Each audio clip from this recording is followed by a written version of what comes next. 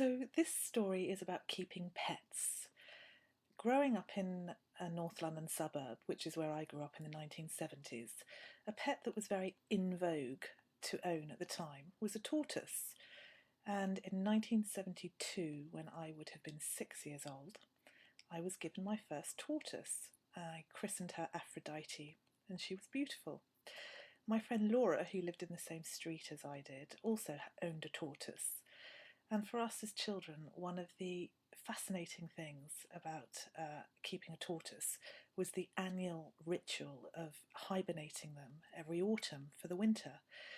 Left to their own devices, tortoises would perish in a suburban English garden, which probably goes some way to explain why it is now illegal to buy tortoises from a pet shop.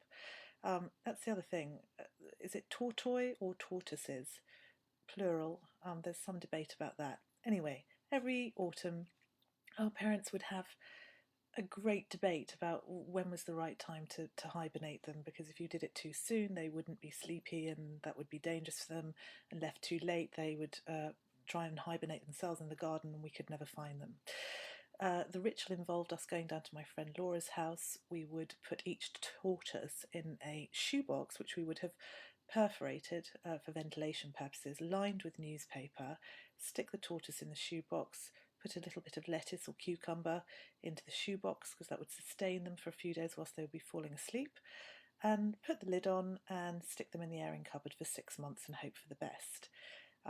Inevitably, spring rolled around, and again, similar discussion in the reverse. Was this the right weekend to wake them up? Because if we woke them up too soon and there was a late ground frost, again, they would perish. So it was with great trepidation and anticipation we would retrieve these boxes from the airing cupboard, and then it would take hours dangling bits of lettuce and cucumber in front of their faces to try and wake them from this deep, deep winter sleep. One year we lost one, but invariably they all emerged fine.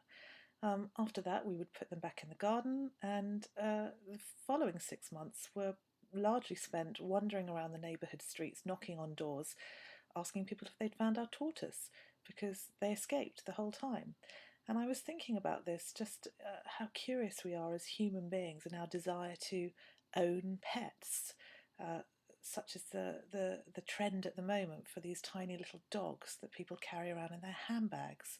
And it made me think about what a strange pet a tortoise is to own. So there you are, hibernating tortoises.